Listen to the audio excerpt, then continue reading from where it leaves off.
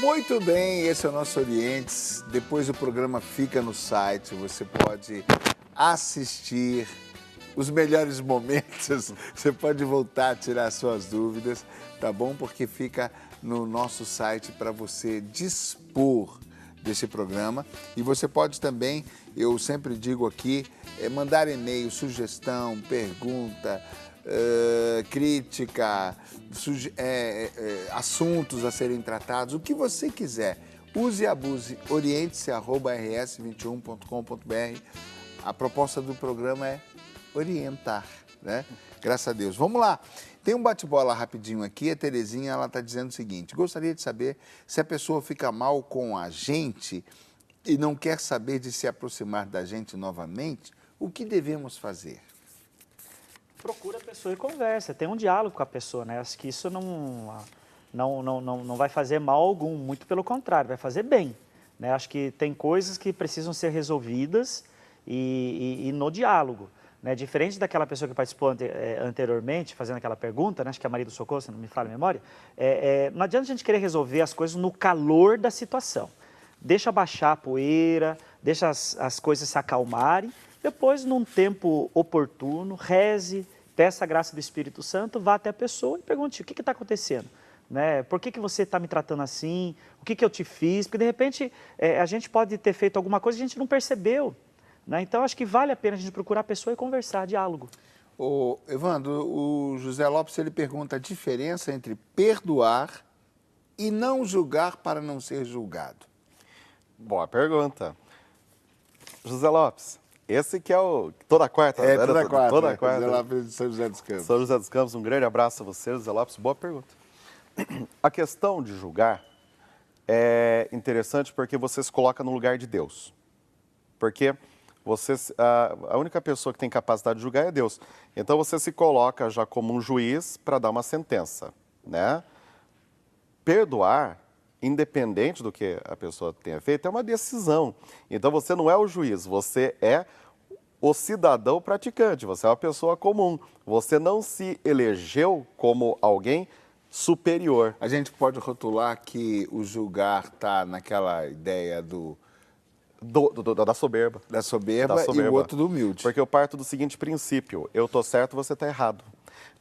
E a gente testa Ou a muitos minha julgamentos. opinião é a certa. É a que importa. A minha opinião é a que importa, a dos demais não tem efeito nenhum. Não importa. Intolerância, né? A intolerância. E a intolerância causou marcas na humanidade terríveis. Causa ainda, né? Em todos os níveis. As pessoas sofrem com a questão da intolerância. Quando você se coloca no lugar do outro, eu costumo dizer o seguinte: se você andar 1 quilômetro no sapato de quem você quer jogar pedra, você provavelmente não vai fazer isso. É aquela história que a cruz do outro parece leve. Mas não é. Ô padre, uma opinião é da sua diocese, lá de Itapetininga. Não é de lá? Sim, sim. Itapetininga. O Caio, ele diz o seguinte: uma vez eu vi uma reportagem que dizia que na sociedade indígena, quando alguém fazia algo de errado para o próximo, ao invés de pedir perdão, eles diziam a palavra esquece. Ou seja, o perdão quer dizer isso: você esquecer o que o outro te fez. São palavras diferentes, utilizadas em tempos diferentes, mas que no final têm o mesmo significado ou o mesmo propósito, não é? Sem dúvida. Caio, saudação fraterna a você e a todos de Itapetininga, meus conterrâneos. Eu vejo assim, Laércio, que esquecer é a plenitude do perdão. É a plenitude do perdão.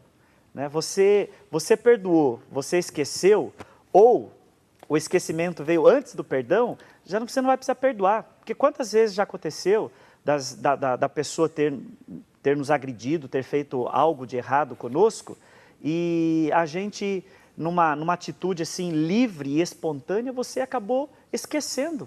Você esqueceu aquilo que a pessoa fez e aquilo não houve necessidade de você querer tirar satisfação, de você querer se vingar, ou mesmo de você ir pedir satisfação para a pessoa pedir perdão para você ou coisa desse tipo. Né? Então, quando a gente esquece, é a plenitude do perdão. Que bom seria se todas as vezes que nós fôssemos agredidos, a gente esquecesse. Que bom seria. Bom, eu vou colocar duas questões aqui, uma não identificada, pede para não se identificar, e a Daniela está pedindo uma ajuda mesmo, e as duas são um pouco semelhantes. Fiquem à vontade para vocês, se quiserem separar uma da outra depois. A primeira, então, eu vou na Daniela. Tenho 18 anos de união com meu esposo. 18 anos de união com meu esposo. Temos uma filha e somos felizes. No ano passado, ele me disse que me traiu e dessa traição nasceu um bebê. Me dói muito, mas eu perdoei. Ajudei, dei roupas, fraldas, leite para o bebê, de coração aberto. Mas a mãe sempre agiu de má fé comigo e caçoava de mim. Isso tem me feito mal. Faço tratamento para depressão desde que descobri essa história. Me ajudem, estou no caminho certo? Apoiar e perdoar? Tendo em mente que o ser humano é passível de erros e que essa criança não tem culpa de nada? Mas, por outro lado, eu tenho sofrido muito pelas atitudes da mãe e do bebê e, às vezes, pego relembrando o passado. Isso me dói mais ainda. Vocês podem me ajudar? Olha, Daniela, você está numa situação complicada. Entenda uma coisa. Às vezes, uma pessoa que tem um desdém por você é porque provavelmente gostaria de estar onde você está. Você teve uma ação extremamente altiva, altruísta, muito difícil. Não sei como outra pessoa agiria, provavelmente agiria diferente de você, e lhe parabenizo pelo coração sincero em, inclusive, reestruturar essa situação. Amar o próximo não é andar de mão dada com ele. Acredito que Jesus amava também os romanos, mas não era amiguinho deles, porque não dava. Essa situação da Daniela é uma situação bastante complicada, mas eu acredito que ela é uma pessoa muito inteligente e ela deve fazer uma separação das coisas. Ajudar não é carregar, não é andar junto. Você pode... O fato de você ter feito o que você já fez, ajudar desejar não é o bem para si o fardo do outro. o fardo do outro. E entender que, e isso é interessante, Léo, porque muitas vezes a gente não entende por que uma outra pessoa zomba da gente, tem desdém e tal. Sinceramente, às vezes a pessoa ela pode fazer isso por não concordar, por não gostar ou por querer ser igual, ou por uma questão de inveja, né? Todo invejoso precisa destruir. A inveja é diferente de uma, né, admiração. A admiração é uma coisa boa, que te leva a, né, eu admiro o padre e tal, um dia, de repente, eu viro padre. É uma admiração, me levou para algum lugar. A inveja é diferente. Eu gostaria de ser padre, mas eu não sou, não tenho competência, não tenho a questão da busca, então o que eu faço? Eu ridicularizo. Né? A inveja, Napoleão Bonaparte dizia que é uma das maiores demonstrações de inferioridade que existe. E é mesmo, porque todo invejoso é incompetente. Daniela, aprenda a separar as coisas e não se sinta culpada pela postura de outra pessoa. Diga, padre. E eu também queria dizer para a Daniela que, assim, o doutor há de concordar comigo, porque o ser humano sofre porque quer. Né? Eu acho que é um sofrimento, minha irmã, que você pode muito bem... Desnecessário. Se livrar disso, porque você está no caminho certo. Aí me vem aquilo que Jesus disse, né? Que os humilhados serão exaltados. Então, minha irmã, sabe, você está fazendo a coisa certa, fique em paz, sabe? Fique tranquila, serena, não perca o seu sono, não se desgaste, não se desestabilize, porque o que esta pessoa está querendo fazer é isto, ela quer te desestabilizar. Então, não permita que isso aconteça. Fique em paz, porque você está no caminho certo.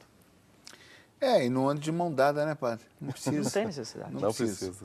Meu marido sempre me traiu durante 35 anos de casamento. Aqui vem a história mais serinha. Eu sempre o perdoei, mas a última traição me deixou com muita mágoa.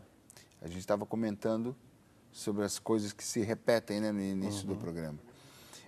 A última me deixou com muita mágoa, aconteceu há 9 anos atrás e eu não consigo perdoar a mulher. O que tenho que fazer para acabar com esta mágoa? Pois quero voltar à minha vida em comunidade normal. Então tem uma vida comunitária. Fala da mágoa, vamos lá. Olha, sinceramente, me Ela desculpe. não se identificou, tá? Me desculpe, mas 35 anos você passando pela mesma coisa, imagino que algo nesses últimos 9 anos deve ter sido com alguém extremamente significativo para você nutrir essa mágoa. Como profissional da área da saúde, eu digo assim, cuide da sua mente, busque ajuda, mas para você, porque você está se enganando e buscando uma coisa de onde não vai vir. Se você é enganado há 35 anos, ora, por que você está reclamando de 1, 2, 3, 5, 10 traições? Desculpe, mas põe os pés no chão. É um conselho duro, mas acredito que você deva preferir uma pessoa dura que lhe fale algo que você possa ser útil do que um bonzinho que diga que passe a mão na sua cabeça. Em outras palavras, mova-se em direção a alguma coisa útil na sua vida. Toma vergonha na cara. E tenha dignidade, né? Porque acho que quando a mulher se coloca nessa condição, quer dizer, ela está praticamente jogando a dignidade dela enquanto mulher, enquanto esposa, enquanto mãe, enquanto filha de Deus, né, na lata de lixo, né, para ela ser conivente com uma situação dessa. Quer dizer... Ou seja, eu não sou capacho, eu tenho sim, valor. Justamente, né? Você, Exatamente. quer dizer, Deus te deu toda a dignidade, né, de mulher para você superar essa situação. Quer dizer, 35 anos você não conseguiu superar? Quer dizer, uma situação que era para já se ter resolvido já desde o começo, né? Talvez se você tivesse buscado uma orientação espiritual com o sacerdote, ou mesmo uma orientação com o psicólogo, diálogo, conversa, quer dizer, poderia ter sido resolvido, né? Mas, sinceramente, é difícil a gente falar assim, de algo assim que a gente Agora a gente pode, usando, desculpa minha irmã, a gente usar o seu exemplo, mas isso vai ajudar outras pessoas. Quando a pessoa reage, ela se fortalece. Muito. No sentido dela se colocar de pé nas próprias pernas, ela se coloca de prontidão, ela começa a ter maior clareza da sua situação. Laércio, é o que está acontecendo hoje no Brasil. Opinião, é o que está acontecendo hoje no Brasil. E quando a pessoa não reage, ela vai ficando cativa, escravizada. Exato. E aí tem uma questão importante. A mulher, ela é algo fundamental. Deus elegeu a mulher como uma força poderosa dentro de uma casa. Você pode ver, por exemplo, a confiança da maternidade, né? Deus deu às mulheres. A mulher, a própria Bíblia, né, diz que a mulher sábia edifica a casa e a louca destrói. A psique masculina, ela é mais simples do que a psique feminina por questões culturais e até de milhares de anos. Mas é importante a mulher entender que ela tem uma dignidade e que ela faz a diferença onde quer que ela esteja. Eu concordo, sendo leigo, e já vou... Você não pode falar que você é psicólogo, eu posso porque eu sou leigo. Eu vou dizer de maneira simples, a mulher é mais rica do que o homem. Verdade. Deus Mais capacitou mais as mulheres, e as mulheres são mais desvalorizadas. E quando eu falei da fraqueza, claro, pelo contexto social, né? Mas quando eu falei da fraqueza, porque ela deve ter aqui sentimentos de família, sentimentos, mas o que eu faço com a minha família, o que eu faço com a minha casa, o que eu faço com os filhos. Então, mas aí ela ficou já sem forças para decidir. Ela tem que começar de algum momento, em algum passo. Seus filhos, sua família, seus filhos preferem uma mãe digna do que uma mãe morta, nem que seja na questão espiritual. Às vezes você diz assim, mas eu vou perder o conforto do meu lar, eu vou Evandro, e o marido às vezes precisa de uma reação de uma mulher que chega, ei, aqui não, cara. Às vezes as mulheres dizem, por que os homens gostam mais das mulheres não tão certinhas, né? Não é que eles gostam mais das mulheres não tão certinhas. Todo homem gosta de mulher que tem dignidade, que se fortalece, que diz não porque tem que dizer não que tem pulso e que Nosso tem tempo tá acabando. responsabilidade. Mas Vamos lá. gostei do que ela colocou no final, padre. Eu Aham. posso destacar assim, me ajudem a livrar dessa mágoa, pois eu quero voltar para a minha comunidade. Você mesmo já deu a primeira deixa. Volte imediatamente para a Claro. sua comunidade. A culpa não é sua, a situação Procure não é sua. ajuda. Levante a sua cabeça, continue a sua vida. Não é Ela não? está sendo refém dela mesma, da situação.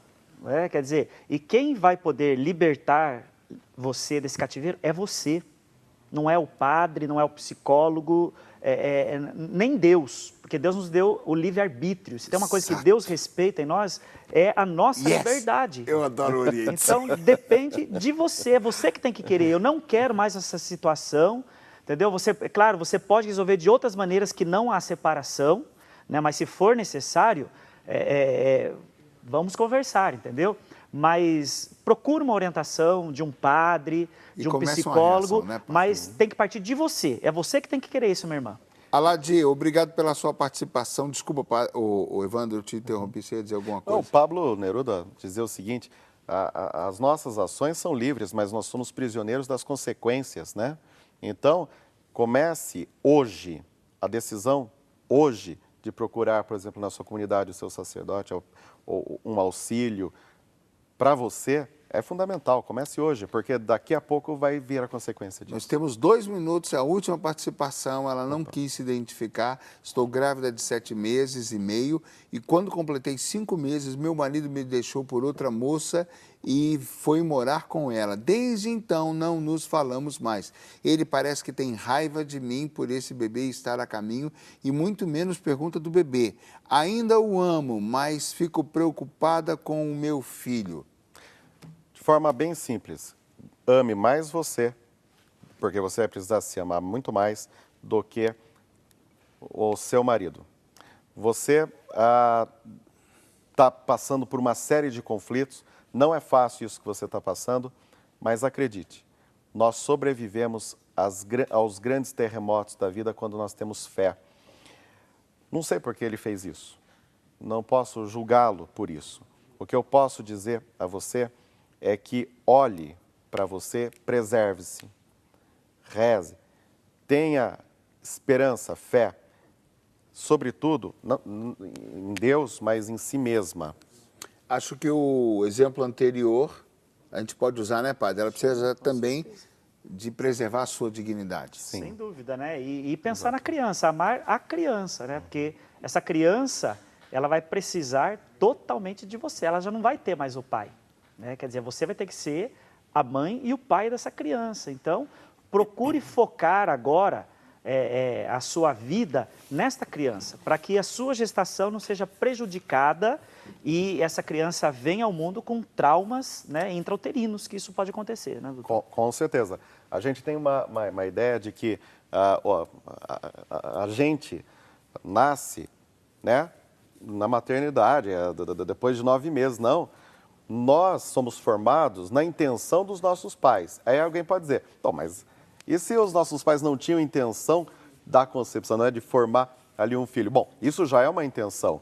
Então, essa energia e essa situação toda, né, inclusive dos 9 meses de gestação, de quanto durar essa gestação, às vezes as crianças nascentes, você traz informações, é escrito no nosso livro. E a gente pode dizer que quem está mal resolvido nessa situação é ele, com as questões dele, com o filho dele, com o medo dele, com o receio dele. Exato. Nós vamos para o nosso último bloco, que pelo Oriente, vai para o intervalo e a gente volta já.